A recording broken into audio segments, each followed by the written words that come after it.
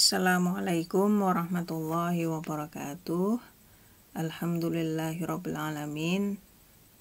Kita dapat melanjutkan pembelajaran kita kembali dalam mata kuliah Sejarah Pendidikan Islam. Hari ini kita memasuki pembahasan tentang pendidikan Islam di Indonesia. Nanti sampai beberapa minggu berikutnya kita akan lebih fokus pendidikan Islam di Indonesia. Untuk tema hari ini adalah tentang masa awal masuk dan kerajaan. Yang dimaksud kerajaan ini adalah berkembangnya kerajaan Islam, ya. Baik, kita mulai dengan pembahasan terlebih dahulu mengenai masuk dan berkembangnya Islam di Indonesia.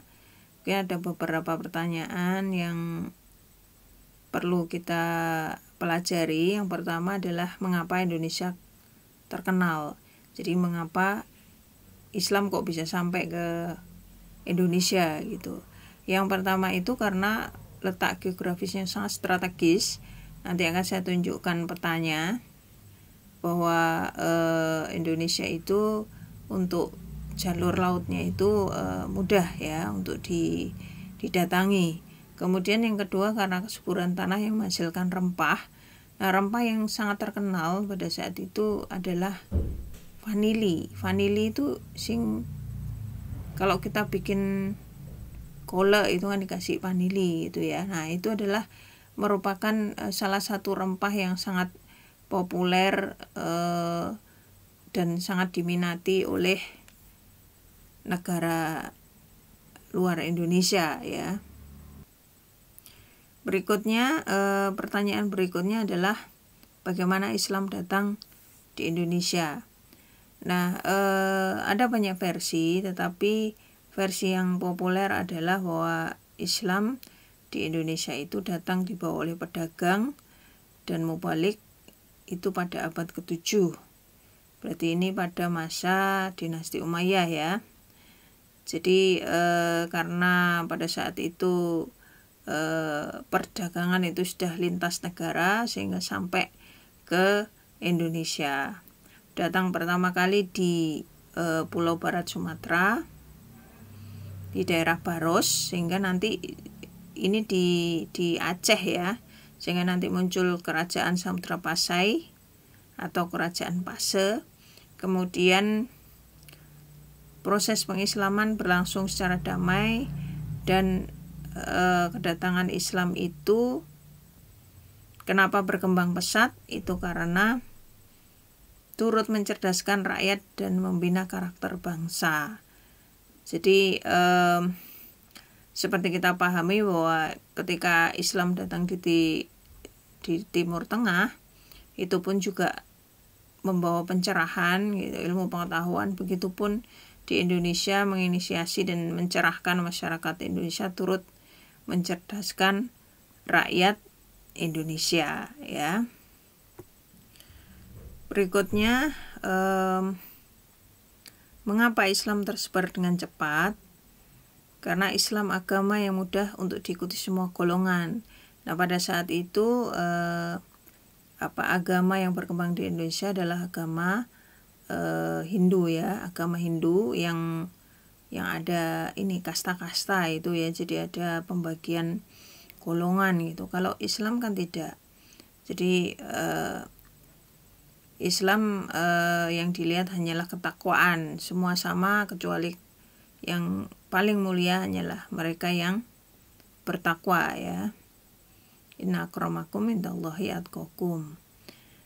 Nah, sehingga Islam mudah diterima di Indonesia. Kemudian penyiaran yang dilakukan itu sedikit demi sedikit melalui banyak jalur. Ada perdagangan, ya. Jadi bahkan nanti perdagangannya kan antar pulau juga. Kemudian perkawinan. Jadi ada para pedagang yang menetap kemudian menikah dengan orang lokal, atau ada yang dari membawa keluarganya ke Indonesia, sehingga sehingga sangat kita pahami kalau banyak Habib di Indonesia ya. Kemudian melalui pendidikan, jadi banyak mendirikan lembaga pendidikan dan jalur politik, jadi mengislamkan raja-rajanya ya. Nah, selanjutnya adalah kita lihat petanya. Nah, ini bisa kita lihat bahwa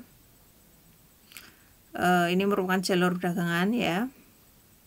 Jadi kalau dari barat itu, dari Timur Tengah itu lewat jalur laut itu mudah ya. Bahkan bisa singgah dulu ke India, kemudian baru ke Indonesia. Nah, bahkan Indonesia juga mudah kalau didatangi Cina. Nah, ini sehingga dari jalur perdagangan yang sudah internasional tersebut, para pedagang ke Indonesia dan kemudian sekaligus menyebarkan Islam ke Indonesia. Nah, kita lihat nih, sebenarnya warna kuning ini adalah agamanya Hindu, jadi pada saat datangan Islam itu masih banyak yang beragama Hindu. Islam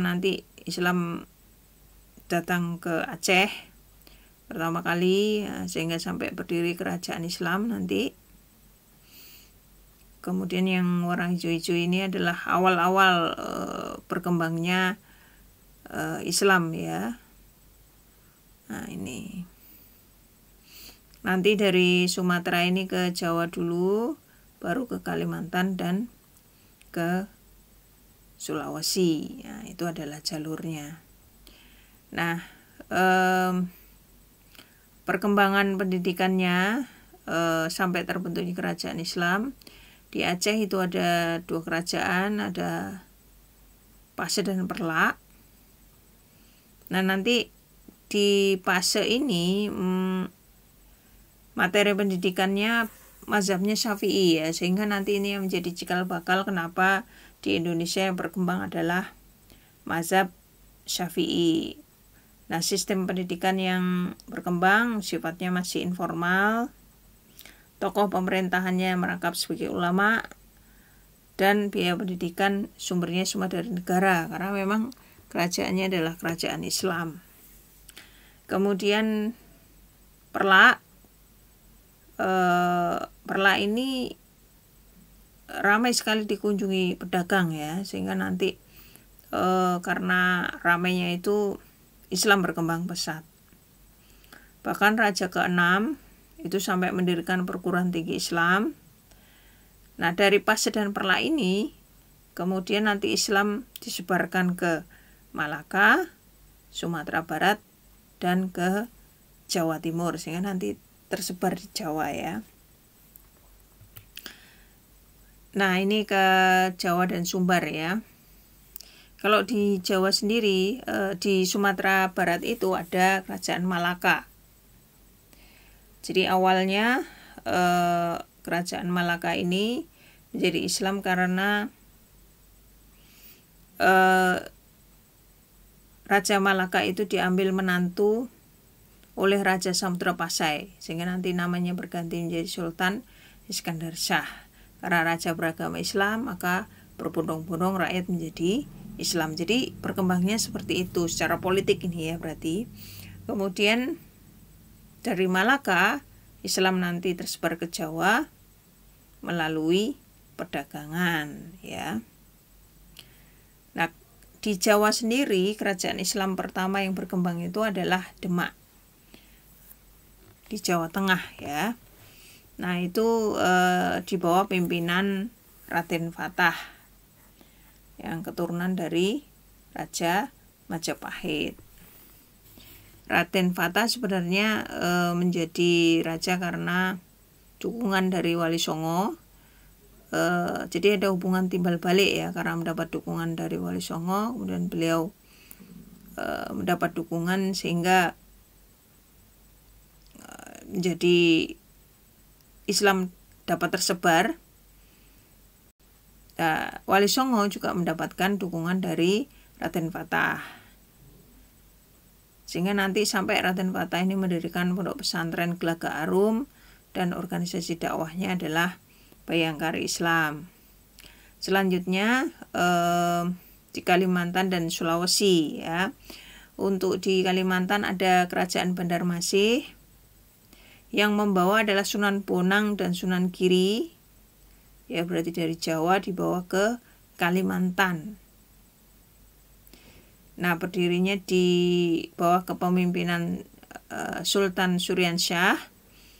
Nah, dari Kalimantan Selatan inilah kemudian nanti lahir Pangeran Antasari yang bergelar Khalifah Amirul Mukminin. Nah, kemudian di Gorontalo, di Sulawesi ada Kerajaan Gorontalo. Nah, ini Islam datangnya dari pedagang dari Malaka ya. Nah, raja pertamanya bernama Sultan Abdullah Awalul Islam. Sehingga dalam 2 tahun setelah raja memeluk Islam, maka seluruh rakyat kemudian memeluk Islam. Datangnya Islam dapat menyatukan kerajaan Gorontalo dengan kerajaan kecil lain. Islam kemudian berkembang dari Sulawesi Selatan ke Sulawesi Utara dan ke Manado. Salah satu tokoh yang populer itu adalah Sultan Hasanuddin. Kemudian nanti juga masuk ke Nusa Tenggara Islam melalui perdagangan Bugis ya. Nah, berikutnya itu tadi kerajaan-kerajaan Islam yang berkembang sehingga nanti berarti Islam masuk dengan jalur politik ya. Dari jalur politik pernikahan atau saling memberikan dukungan, sehingga ketika raja itu Islam maka penduduknya menjadi Islam, memeluk Islam. Nah, jadi sehingga Islam berkembang dengan cepat. Kemudian perkembangan lembaga pendidikan Islam pada awal Islam itu yang berkembang secara informal itu kita kenal dengan ada langgar atau surau ya. Baru formal didirikan madrasah dan pondok pesantren itu sekitar abad 19 ya. Bisa kita lihat nih contoh-contohnya. Saya sebutkan ya, di Padang ada Madrasah Adabiyah, kemudian ada Madras School, ada Diniyah School, ada Ponpes Tawalib, kemudian di Jambi ada Nurul Iman, ada Sa'adah Ad-Darain, kemudian ada Nurul Islam, di Aceh ada Sa'adah Adabiyah, ada Madrasah Darul Huda, ada di Tapanuli, ada di Palembang, dan kalau di Jawa itu ada Ponpes Tebu Ireng ya. Madrasah formalnya itu baru di tahun 1919. Kemudian ada Tambak Beras, Pondok Rejoso, Pondok Gontor. Nah, itu adalah pondok pesantren dan madrasah yang berkembang setelah abad 19 ya. Dan masih banyak di kota-kota lain. Lalu materi pendidikan Islam di awal itu di langgar ataupun ponpes itu masih belum formal bentuk madrasah. Itu ada pengajian Al-Quran. Jadi belajar apa? Ya belajar baca Al-Quran, belajar huruf hijaiyah, istilahnya sorogan atau semaan gitu ya, kalau zaman dulu. Kemudian deres, nah itu istilah-istilah yang dipakai kalau kita belajar Al-Quran.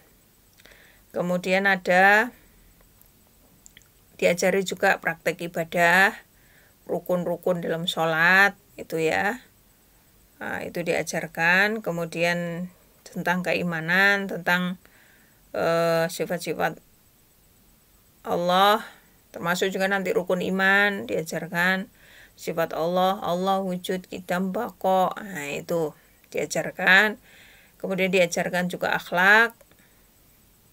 melalui cerita-cerita para nabi ya. Biasanya itu saya dulu ngaji di TPA ngalami ini ya. Nah, kemudian pengajian kitab yang kedua ya, selain pengajian Al-Qur'an juga kitab. Itu terutama di pondok pesantren ya, diajarkan kitab-kitab nahwu, kitab syorof, kitab fikih ya. Oke, banyak ada Safinah, ada apa lagi, komik Tughyan. Nah, itu contoh-contoh kitab yang diajarkan di pondok pesantren misalnya. Nah, itu adalah materi pendidikan Islam pada awal permulaan. Jadi masih sifatnya informal dalam bentuk anggar, tapi ada juga yang mendirikan pondok pesantren. Madrasah baru ada di abad 19 yang sifatnya formal dengan jenjang ada jenjang pendidikan dan kurikulum yang berjenjang juga. Nah, itu setelah abad 19. Nah, itu tadi kita sudah belajar tentang pendidikan Islam pada awal dan masa kerajaan. Mudah-mudahan penjelasan singkat ini memberikan wawasan baru dan bermanfaat bagi kita semua. Kurang lebihnya mohon maaf.